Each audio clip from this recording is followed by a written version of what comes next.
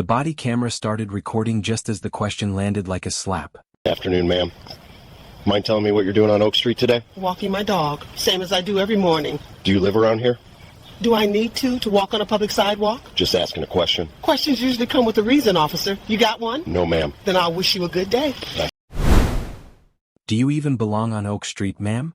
A white police sergeant stood in the middle of a quiet Midwestern road, leaves stuck to his boots, one hand resting near his belt.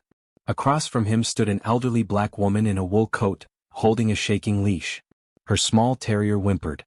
Porch lights flickered on. Curtains moved. And the camera caught every second.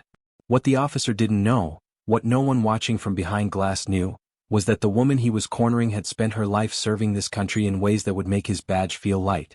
By the end of the night, that same camera would freeze his career, stain the city, and turn a simple walk into a reckoning no one could undo.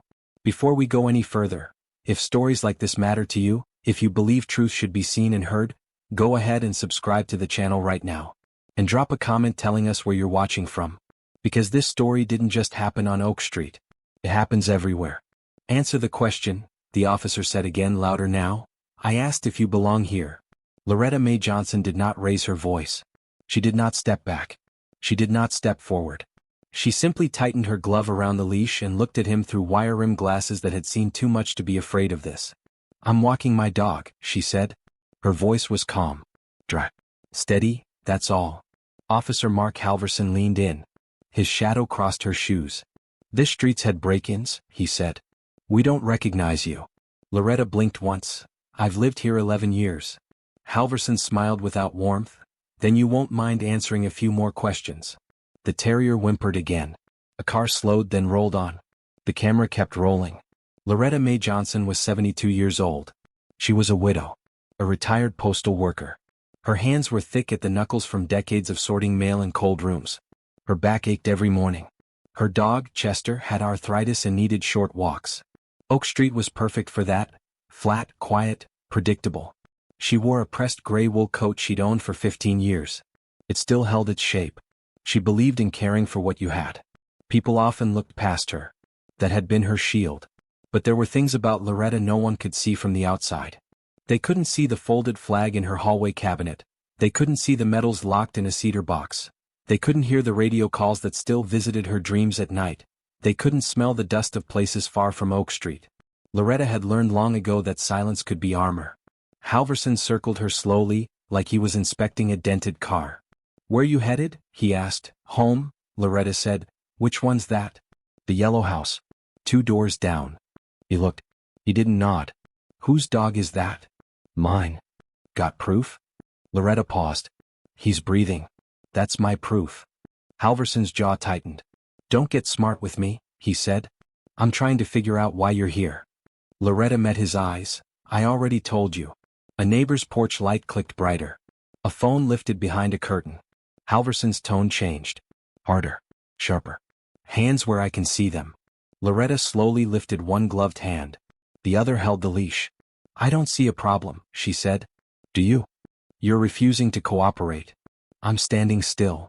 He took a step closer. People who belong don't act like this. That word, belong, hung in the air. Loretta felt it land in her chest, old and familiar. She had heard it in grocery stores. At banks. At school doors when her son was young. She stayed quiet. That silence made Halverson angry. A patrol car rolled in slow behind him. Another officer stayed inside, watching. Halverson spoke for the camera now. Ma'am, are you refusing to identify yourself? Loretta reached into her coat. Slowly. Carefully. She pulled out a worn leather wallet. Here, she said. My name. He snatched it. Loretta Mae Johnson. He scanned it. His eyes flicked to her address. Oak Street. Still he didn't hand it back. Who do you live with? No one. No family? My husband's buried at Fort Snelling. That made him pause. Just for a second. Military? He asked. Yes. He smirked. Figures. Loretta's eyes hardened. The first crack. Halverson handed the ID to the second officer, who finally stepped out. Officer Renee Calder was younger. Latina. Quiet. She looked at the ID longer than needed. Sergeant, she said softly, this says? Halverson cut her off. I've got it. He turned back to Loretta. You people love to play games, he said. The street went silent. Loretta inhaled. You should be careful with words, she said. They last.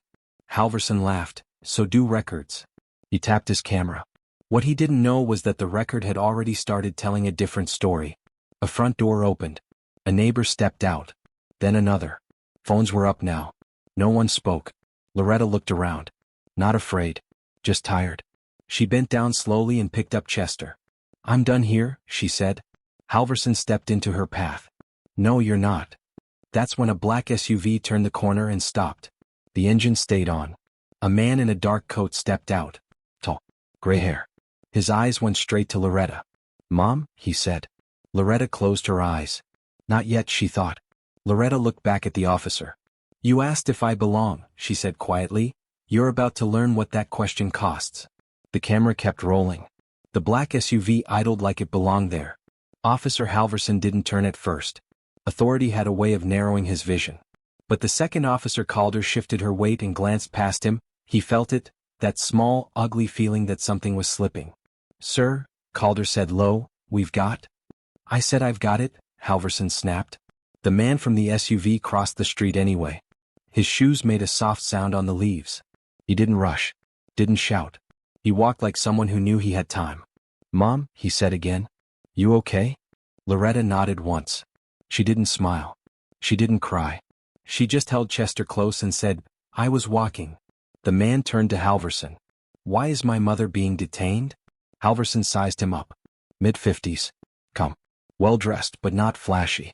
The kind of man cops often dismissed because he didn't fit their movie in their head. This is a police matter, Halverson said. Step back. The man didn't. My name is Elias Johnson, he said. And I'm asking a very simple question. Halverson's hand touched his belt. I don't care who you are. Elias nodded slowly. That's clear. Elias reached into his coat and pulled out a phone.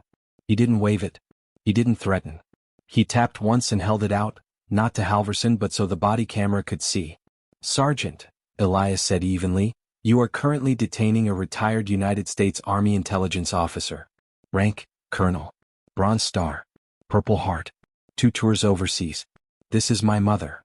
The street seemed to lean in. Officer Calder sucked in a breath. Halverson blinked. What? Twice. That's not, he started. Loretta cut him off. I didn't want to say it, she said. Because it never helps. Her voice was steady. But something in it had changed. Not louder. Just heavier. Elias kept going. She was also the lead civilian liaison on 3 federal oversight committees after retirement. One of those committees reviews police conduct and body camera policy. Halverson's mouth opened. Close. And, Elias added, still calm, this entire interaction is being live-streamed. Not by us. By your neighbors. A curtain twitched. A phone lifted higher. The silence now was different. It wasn't tense. It was scared. Halverson finally stepped back. Ma'am, he said, clearing his throat, there's been a misunderstanding. Loretta looked at him for a long time. No, she said. There hasn't. Officer Calder moved beside her. Sergeant, Calder said, voice firm now, I think we should disengage.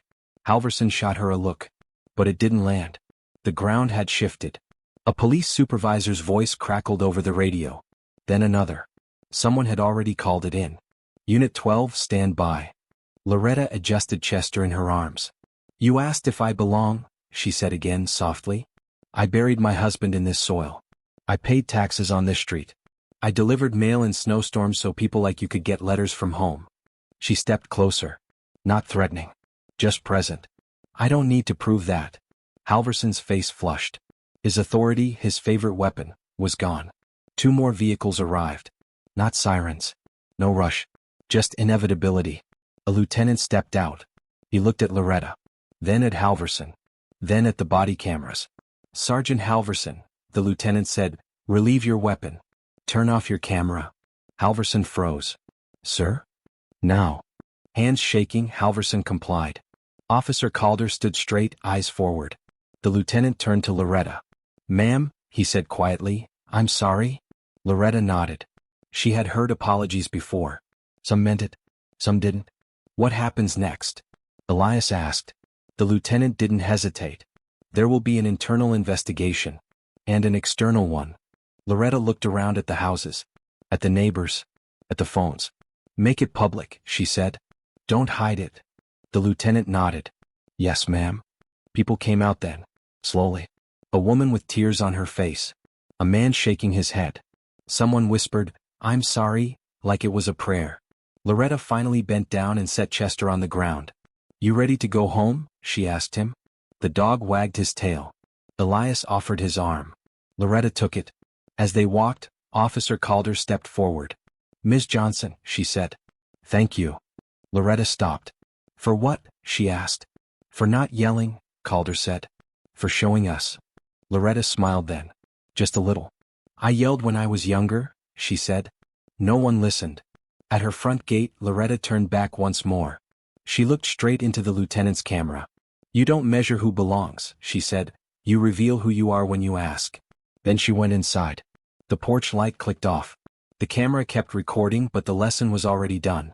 If this story moved you, if it made you angry or proud or quiet inside, subscribe to the channel so these stories keep being told. And tell us in the comments, what does belonging really mean to you, and who gets to decide? Because Oak Street wasn't special. But what happened there should never be forgotten.